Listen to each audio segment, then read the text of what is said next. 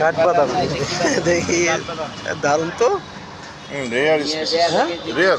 Rare fruit. খেজুরের মতো দেখা যায় একটু, জাম। এ ভাই না, তুই কোন জায়গাতে আনিস? আগে একদিন দেখছি তোর কাছে। এ আমরা ডাল সিজনের নাকি? এগুলো কিন্তু একদম ন্যাচারাল, ইয়েস, একদমই ন্যাচারাল সব কিছু।